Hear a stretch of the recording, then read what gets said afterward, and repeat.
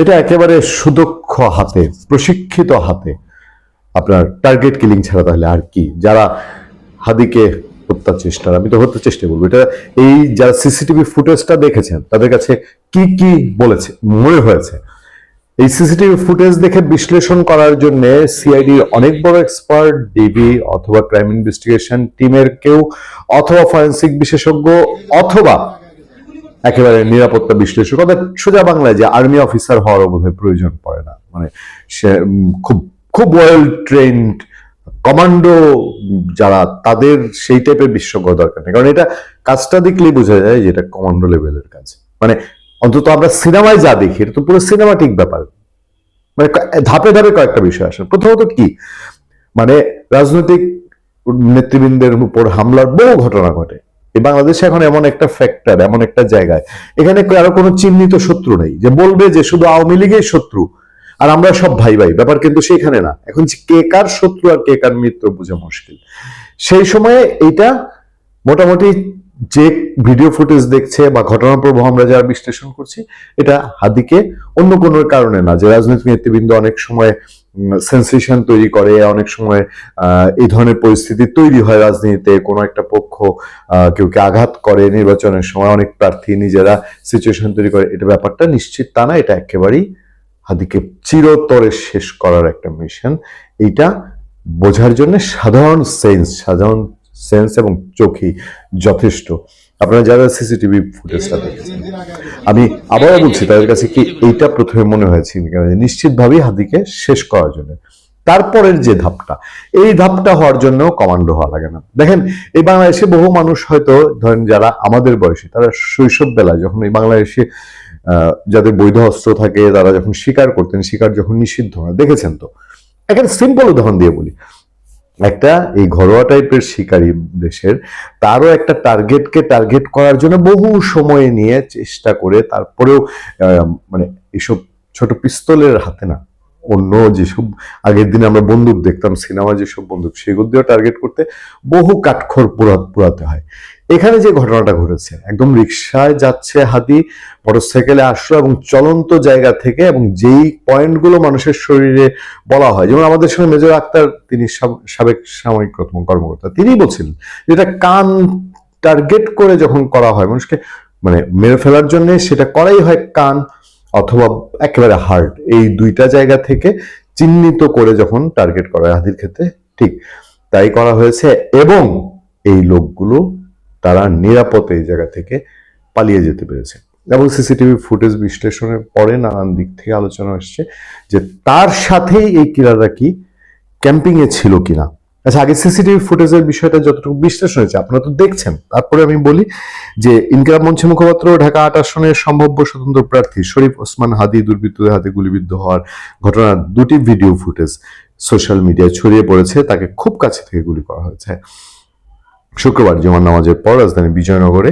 ঘটনার উল্লেখ করা হয়েছে 2:35 সবাই টাইম বলছে। ঘটনাস্থলে কাছাকাছি একটি ভবনের সিসিটিভি ফুটেজে দেখা যায় 2:20 মিনিটের দিকে গুলির শব্দ শোনা যায়। 2:20 মিনিটে, এর কয়েক সেকেন্ড পর একটি মোটরসাইকেলকে সড়ক দিয়ে দ্রুত পালিয়ে যেতে দেখা যায়। এরপর আশপাশের লোকজন আতঙ্কিত হয়ে পড়েন। অন্য আরেকটি সিসি ফুটেজে দেখা যায় একটি ব্যাটারি চালিত রিকশায় করে যাচ্ছিলেন হাদি। এ সময় ওই অটো রিকশাটির পিছনে একটি মোটরসাইকেল রিকশাটির ডান পাশ ঘেঁষে, মানে দেখেন একেবারে রিকশার ডান পাশে জায়গা নিয়েছে মোটরসাইকেলটা, ঘেঁষে যাওয়ার সময় মোটরসাইকেলের পেছনে বসা একজন হাদিকে লক্ষ্য করে গুলি ছোড়ে। এরপর মোটরসাইকেলটি দ্রুত ঘটনাস্থল ত্যাগ করে। হাদির মাথায়, কানের নিচে এবং পায়ে আঘাতের চিহ্ন হচ্ছে। পায়েরটা ধারণা করা হচ্ছে যে তিনি পরে রিকশা থেকে পড়ে গিয়ে ব্যথা পেয়েছেন। হাদিকে সবশেষ তার একটা প্রাথমিক অপারেশন শেষে ঢাকা মেডিকেল হসপিটাল থেকে এভার কেয়ার হাসপাতালে ট্রান্সফার করা হচ্ছিল আমরা যখন এই খবর পড়ছি, বা হয়ে গেছে।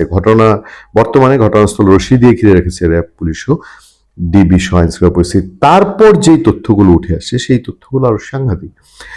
যে পুলিশের সিসিটিভি ফুটেজ ও হাদির জনসংযোগ টিমের ছবি বিশ্লেষণ করে নিশ্চিত হওয়া গেছে আজ শুক্রবার 12 ডিসেম্বর বাইক থেকে গুলি ছোড়া দুই ব্যক্তি মতিঝিল ওয়াবদা মাদ্রাসা এলাকায় ওসমান হাদির জনসংযোগে মাস্ক পরা অবস্থায় অংশ নিয়েছিলেন।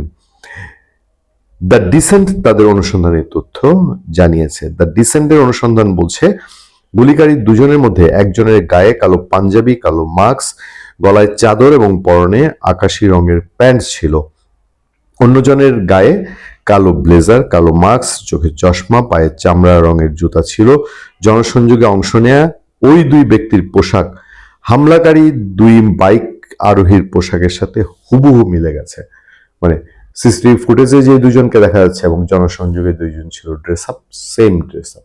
এবার তাহলে বলেন যে এইভাবে যদি টার্গেট কোনো কিলিং মিশন নেমে থাকে যে বাংলাদেশের নির্বাচনী প্রার্থীদের এভাবে করবে, তাহলে সিচুয়েশন কি ইঙ্গিত করে, কোন দিকে যাচ্ছে? মানে এটা এটা আপনারা জানেন নিশ্চয়ই, বা সারা দেশের মানুষ জেনে গেছে, এর মধ্যে বাংলাদেশের রাজনৈতিক দল সবগুলো তারা বিক্ষোভে ফেটে পড়েছে। বাংলাদেশের জামাত ইসলামী, বাংলাদেশের জাতীয়তাবাদী দল বিএনপি এবং গণ অধিকার পরিষদ, অন্যান্য অর্গানাইজেশনগুলো। এবং সন্ধ্যার পরপরই ঢাকায় বিশাল মিছিল হয়েছে, বেশ বড় মিছিল।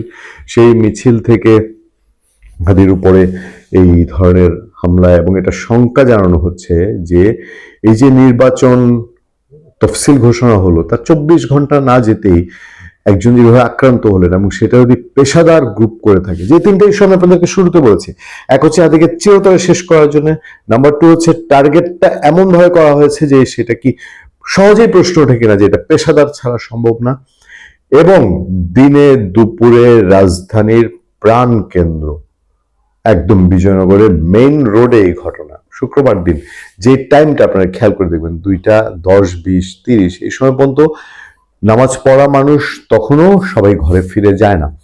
তখন অসংখ্য মসজিদের সামনে রাস্তাঘাটে মুসল্লিরা তারা অপেক্ষা করেন, তারা গল্প করেন, এবং রাস্তাঘাটে মানুষজন থাকে।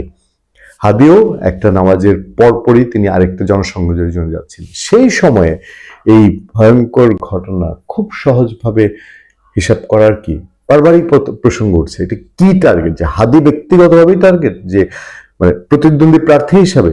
এটা তো কেউ অত সহজে মিলাতে চায় না। এবং তার প্রতিদ্বন্দ্বী প্রার্থী কারা? সে তো ওই লেভেলের, যে মির্জা আব্বাসকে চ্যালেঞ্জ করার মতন প্রার্থী হয়ে গেছেন। এটা কি কেউ সহজে মনে করা শুরু করেছিল যে তিনি মির্জা আব্বাসকে চ্যালেঞ্জ করে ফেলতে পারছেন? কারণ ঢাকা 8-এ মির্জা আব্বাস তার সেই আজ থেকে না, তার সে ওইখানকার একেবারে স্থায়ী বাসিন্দা, তার জন্ম, বেড়ে ওঠা, তার পুরো মানে ওইখানকার বলতে পারেন যে যারা আদি মানুষজন, ভাসমান আমাদের মতন মানুষজন ছাড়া, তারা তারা সবার সাথে সবার মির্জা আব্বাস তার একটা রিলেশন আছে।